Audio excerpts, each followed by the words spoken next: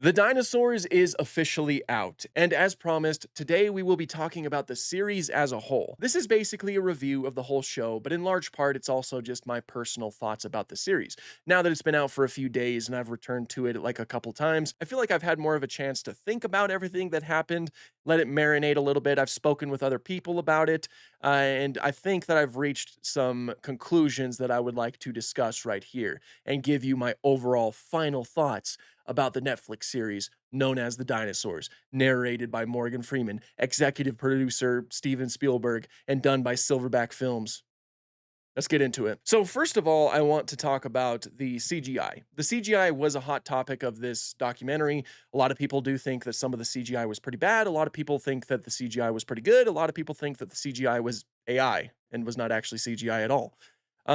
I certainly don't think it was AI. I've seen the word AI float around a lot when describing some of these designs, and I do understand where they're coming from with some of these creatures, like mainly the Tanystropheus, which very much does look like it was placed into an AI generator.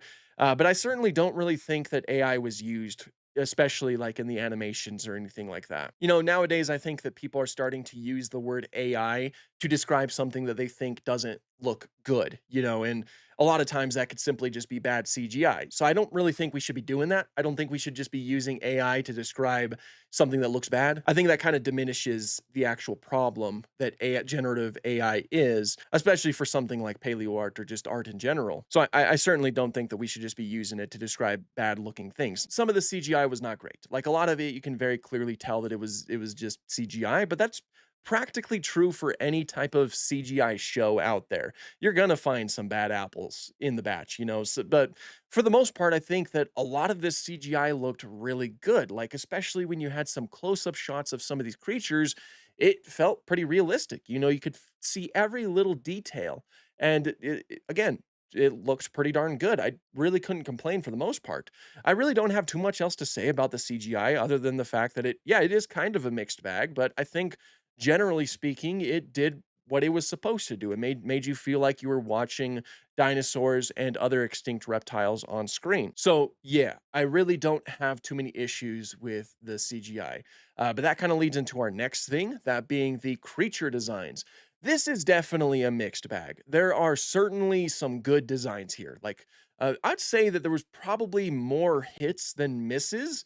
Uh, but there's also some stinkers, like the aforementioned Tanystropheus. Like, yeah, it's not a terrible design. It has its long neck and its small head, and it was really cool to see Tanystropheus again after a while. It feels like it's been a while since we've seen Tanystropheus in a documentary. But it was made a little bit more jagged. It has like the small sail on its neck. It's not the greatest design, if you ask me. Other poor designs include the Allosaurus. What can I really say that hasn't been said before? It does look like the Jurassic World Allosaurus that has been tweaked a little bit, given bigger feet and a smaller head and a longer neck. It doesn't match up to the proportions of a real life Allosaurus at all, and it has osteoderms, which is something we know that Allosaurus did not have. Even the Stegosaurus looks a little bit weird to me, but I can't quite put my finger on it. Generally speaking, it's a good design. Most of the proportions seem to be there, but it's mostly like the posture that I don't think is that good, which I don't think really that might not be a design issue. That's probably more so an animation issue. So, but like the Asdarkids, for example, I thought that they looked phenomenal, really detailed, and they looked a lot like our modern understanding of those animals. The Ankylosaurus was just absolutely gorgeous. Marasuchus, I thought also looked really good. The Rhynchosaurs, I really liked them. The Mamenchisaurs looked awesome. The Hesperornis, the Mosasaurus, there was a lot of good designs. I liked most of the designs and the Spinosaurus. I've seen some people with issues with the Spinosaurus. As far as I could tell, it's pretty up to date to our modern understanding of the animal. It does have lips, and lips are pretty much just as likely as a lipless model. So, yeah, the designs were mostly hits. I thought that they were pretty good. The T-Rex, obviously, there's issues with it, but a lot of those issues were seen in Life on Our Planet as well. And we'll talk a little bit more about Life on Our Planet later in the video. Next up, I want to talk about like just the overall story. That because they did have a story here. That's something we talked a little bit about on the podcast, our podcast channel called the Paleopod. This does feel like it was made with story in mind, like they wanted to craft an engaging story that the audience could watch and just follow from point A to point B. That being, the beginning of the dinosaurs, all the way back in the dinosauriform days with Marasuchus, and then ending all the way in the KPG extinction during the Maastrichtian, the very end of the Cretaceous period. So as a result, they placed in a lot of things that you, as like an audience member, as a viewer, could follow through. They a lot of things are very dramatic. Like a lot of things are extremely dramatic in this documentary. A lot of dialogue was not great because of that, at least from a purely a documentary standpoint. Some of the dialogue could certainly be misleading, especially if this is like, say, your introduction to dinosaurs or the history of dinosaurs. One big one that I talked about in my Triassic review kind of extensively was their separation of dinosaurs from the rest of the reptiles, the rest of reptilia. Um, the way they state it is that they're making it seem like dinosaurs had to compete with reptiles in order to become like the dominant land animals, and that I think is misleading because they don't ever clarify that dinosaurs are reptiles themselves. Instead, they just make it seem like Dinosauria is outside of the reptile group, which again is just not really the case. Dinosaurs are firmly reptiles. Birds are dinosaurs, which means that yes, birds are reptiles as well. And I think that there was a simple fix for this, or at least not necessarily a fix, but something that made it better. And that was just including the word other. If you just simply stated that dinosaurs had to compete with other reptiles, then subconsciously you could probably confirm in your mind that, yeah, dinosaurs are reptiles too. They just had to compete with other archosaurs and other such reptiles that were, around during the Triassic days. And that continued into the Jurassic episode where they're like competing with pterosaurs, which, they're called reptiles, which yes, pterosaurs are reptiles, but again, dinosaurs are still reptiles themselves. And that's another thing. It's like the whole competition thing where it's like animals have to defeat other animals to usurp them and fill in those niches when obviously in real life things were a lot more gradual. And I feel like that could have been made a little bit more clear. Like the fact that the dialogue used to introduce the Volcanodon, I thought was just really strange. Morgan Freeman states that Volcanodon just evolved, and like dialogue like that makes it feel like Volcanodon just showed up yesterday or the week before, when clearly that is not how evolution works. It is a very gradual process that takes quite a long time for it to undergo. Like a non-mammalian synapsid didn't just lay an egg one day and then a rat came out. That's not how evolution works. It's just it's evolution's a broad topic and there's a lot of details that you can get into when you're discussing how exactly it works. Obviously, a lot of those details probably couldn't get covered in a lot of detail in a show like this. Because of, like still they want to keep things moving while telling their story. And I'm sure they didn't want to bog it down with all of the technical things. But, as a result, there's a lot of like misconceptions that people could get from evolution because in their mind, you'll have like Massospondylus just chilling one day eating its plants, and then all of a sudden a Volcanodon just spawns in, and now the sauropods are here. When, again, that's just not really how it works. The same can be said for mass extinctions. Now, there was a lot of moments where they like really emphasized the fact that an extended period of time took place. Like there was a lot of really cool time lapse shots that we get to see of the Earth as the continents shift.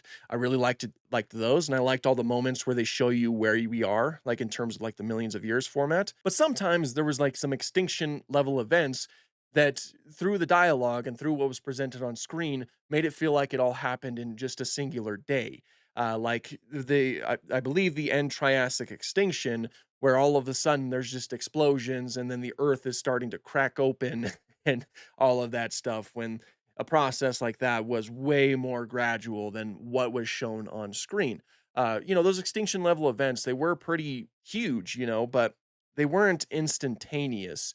They took time to occur, but they happened fast enough to where like a lot of environmental changes happened, and as a result, animals went extinct, but they just were not as fast as some of the extinctions were shown in this documentary. So yeah, the story is engaging and it's fun to see some of the competition that happens, like, oh, dinosaurs have to take to the skies, but they can't right now because, pterosaurs dominate those niches, which, yeah, that's There's probably quite a bit of truth to that. Pterosaurs filled that niche of sky animals.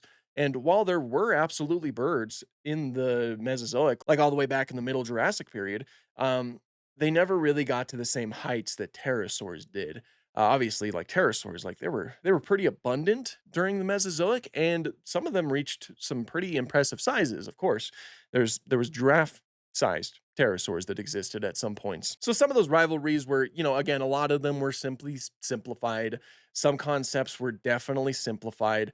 That leads into my next point that this is probably a good introductory documentary for a lot of people because and that's kind of what it feels like it's built for. It feels like it's built for somebody who, they might not be as interested about paleontology as like me or you, but they are interested to some degree. They want like something that kind of gives them the brief rundown.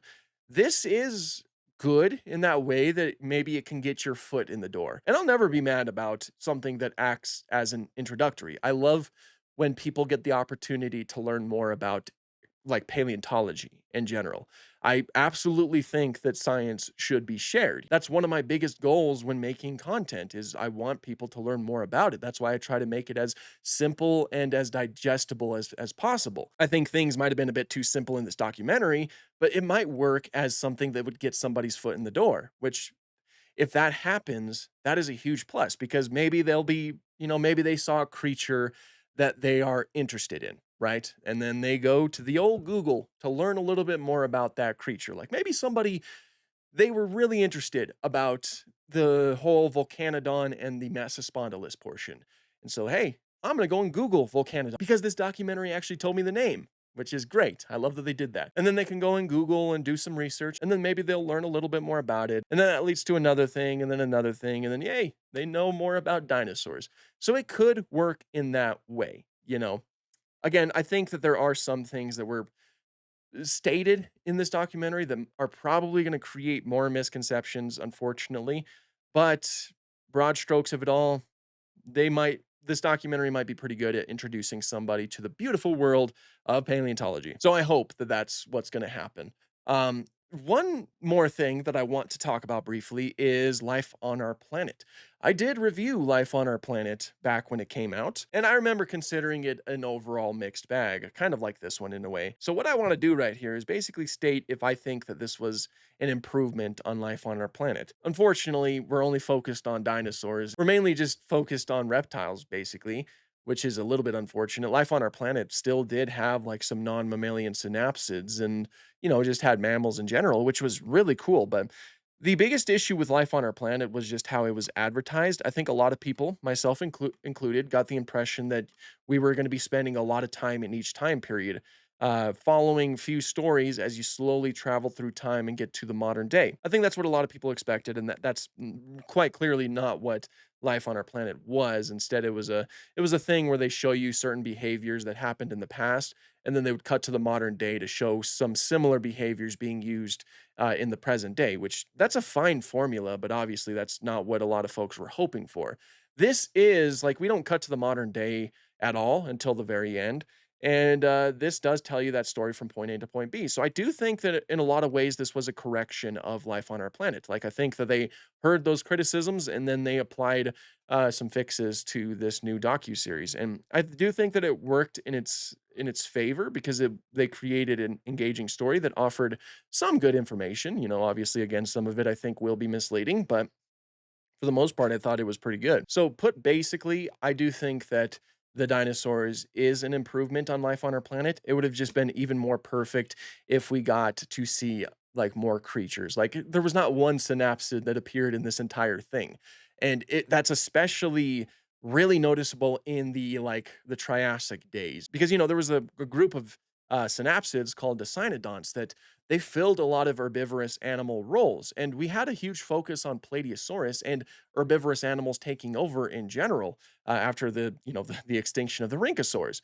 I think that that would have been a perfect place to showcase that dinosaurs were not just competing with other reptiles. Instead, they were also competing with like non-mammalian synapsids.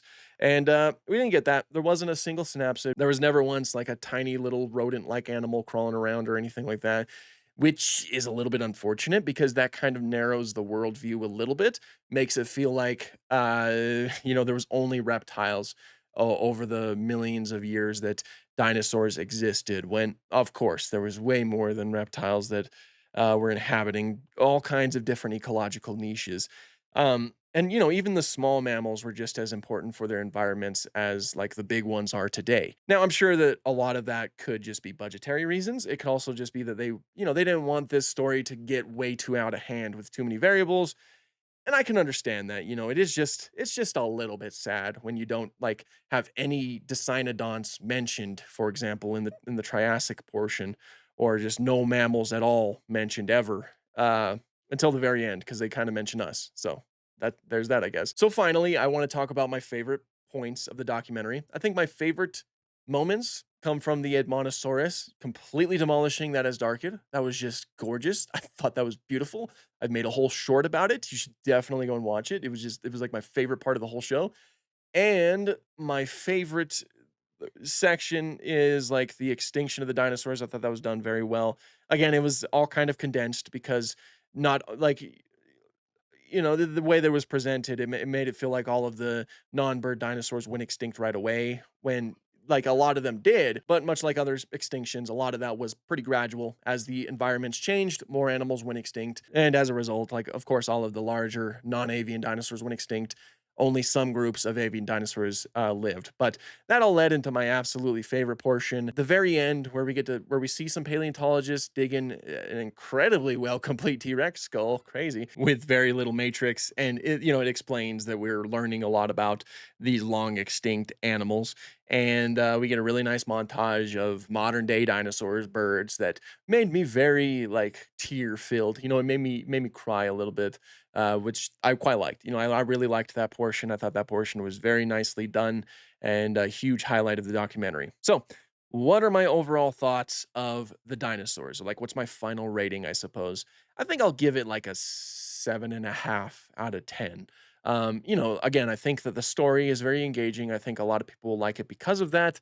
But some of the dialogue options that were used kind of like weigh it down a little bit. Yeah, again, I think it's really fun. I think it's a great time. I think a lot of people will certainly enjoy it, but a lot of those issues just kind of like stick out like a sore thumb to me. But what do you guys think of the dinosaurs? Did you love it? Did you hate it? Are you somewhere in between? Do you not even care? Be sure to let me know down below. And until next time, thank you so much for watching and have an awesome day.